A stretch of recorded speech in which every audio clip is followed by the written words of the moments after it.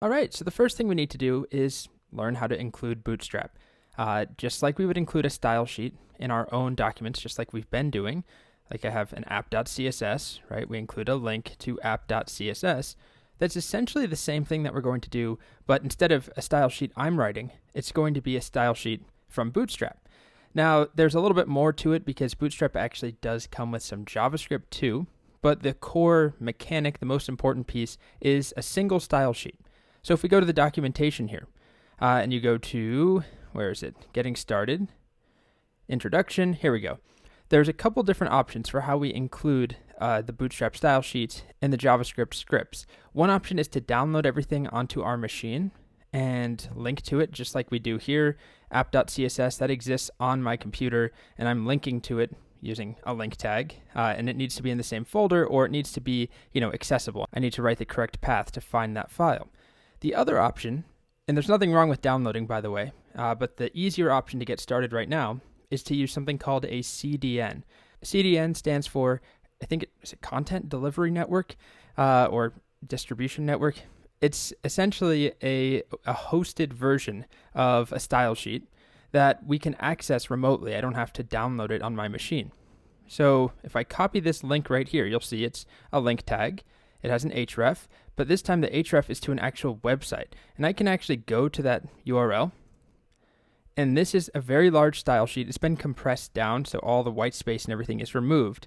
But you can see definitely CSS in there, right? We've got text decoration, border radius, font family, different things that we recognize. It's just a massive chunk of CSS.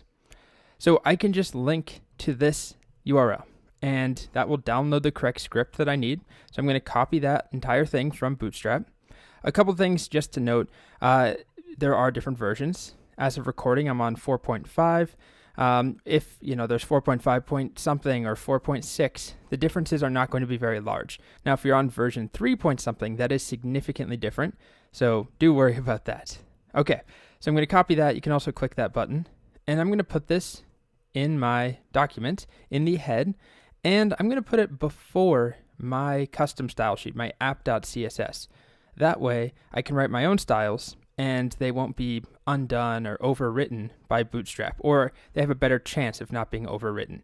For example, if Bootstrap makes all H1s 50 pixels, which it doesn't, but if it did, here I might make them 40 pixels, and this will win. Okay, so if we refresh the page, we shouldn't see anything, but if I add some content in here, I'll just do some placeholder stuff. Placeholder H1, maybe a paragraph with some lorem, and I guess we'll just start with that. If I refresh, it doesn't look like much, but this is different than our normal default style sheet. So if I comment out the Bootstrap link, I'm just going to delete that for a moment, or comment out both lines, and I refresh, we notice different fonts. Hopefully you saw that. And some of the margin and padding is different. Now that's not all that important. We can change all of this, of course, but this does tell us that Bootstrap is working. Now, the other thing we should mention, there are these scripts from the quick start, these three script tags. We have not really covered scripts at all, but of course we will, that we do need to include if we want access to every part of Bootstrap. So certain components require JavaScript, and we can see them here. If we want an image carousel, if we want the collapsible nav bar, if we want tooltips and popovers, if we want drop-down menus, we're going to need these scripts. So you don't need them for buttons and the grid system and all of that. But just to be comprehensive here, I'm going to put them in there. And again, we haven't talked about scripts, but we just copy these. And I'm going to put these at the very bottom, right before the closing body tag. And we'll learn more about why we do that later. But honestly, it's just copying and pasting at this point. So we shouldn't see anything different. Okay, so that's what we need to do to get set up with Bootstrap. Every time you want to use it, you need that CSS file. Remember, it's just a CSS file written by someone else or by a team, and it's hosted online, but you can download it.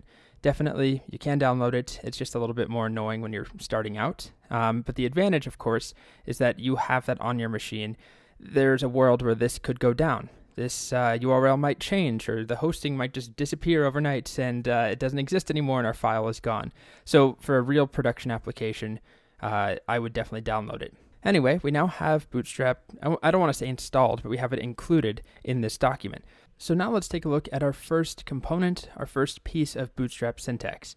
We saw that there are some default changes, the default font changes, the size or the margin and padding on certain elements changes, but most of what we do in Bootstrap is enacted through classes. So every component that we see here, let's take a look at, dropdown. If you look at how it works, we're writing a bunch of class equals something. Lots of classes often. And these are all classes that have been predefined in our Bootstrap or in Bootstrap's style sheet. As we saw, there's a lot of classes in there. Just like I can define my own class in here called, button, and then make everything red or, change the font size. And then I can use that in my markup. We're doing the same thing. It's just we didn't write those classes. So the first element that we'll look at, or the first component rather, is under layout. It's a very simple one, but a very important one. It's called a container. So a container, as they say here, is the most basic layout element in Bootstrap, and it's required when you use the grid system. We'll get to the grid system. So what a container does is that they contain and pad content within them. Basically, it's a quick way to get some space and contain your content. Right now, our content goes all the way across the screen, and usually that's not what we want for a website. We might have different pieces of content, right? It doesn't just go all the way across. So the container class, the simplest possible container, gives us a responsive fixed width container. And we'll talk about what that means, but let's just try it now. So class equals container. Now this does not have to be a div, by the way, but the docs do use divs a lot. So I'm going to do that here, dot container tab, or if you don't want to use emmet, just div with a container class. And then I'm going to close that around all of my content. Not the scripts. I mean, it won't make a huge difference, but they don't need to be in there. And I'm going to refresh. Okay, so what do we see? Well, there's a bunch of margin now around my content. And as I resize, you'll see that that space does change, right? There's breakpoints in here.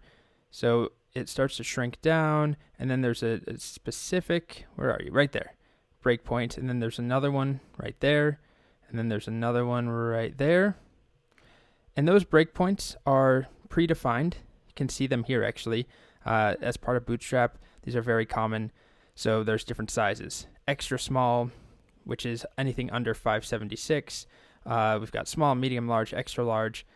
We'll come back to these when we learn more about the grid system. But another thing I'll show you is container fluid. And container fluid is going to be a full width container, and it will span the entire width of the viewport. So basically all the way across. Unlike what we have here, this container doesn't go all the way across except when we're on small screens, or I guess extra small right there.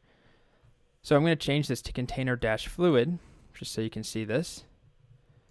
And now as I resize, I've already refreshed, our container goes all the way across the screen the entire time. There's still some margin, so it's not like there's no container at all. It still makes a difference compared to what we had without the container, but certainly it's not the same as just container. And then the last thing I'll show you is that there are actually these responsive versions, container-small, medium, large, and extra large. And what these will do is allow us to say we want the container to be all the way across the screen, 100% wide, until you hit the small breakpoint or the large or the extra large. So I'll show you that very quickly. Let's do medium. So we start all the way across the screen, all the way across, and then we're going to hit that breakpoint right there, and now it goes back to acting like the original container, just a plain container. So this is getting a bit in the weeds, but I didn't want to have to make a separate video around containers. They're very simple, and for the most part, we're just going to use container or container fluid, and the default container, as you can see here, is full width on very small screens, and then it adds a bunch of margin on other sizes. So we're going to always work within a container. You don't have to for most of Bootstrap, but for the grid system, you do need to work in a container. All right, so that is the basic idea of setting up Bootstrap. And then probably the most boring component, but an essential one, the container, is just class equals container. Next up, we'll talk about buttons and colors and a whole bunch of other stuff.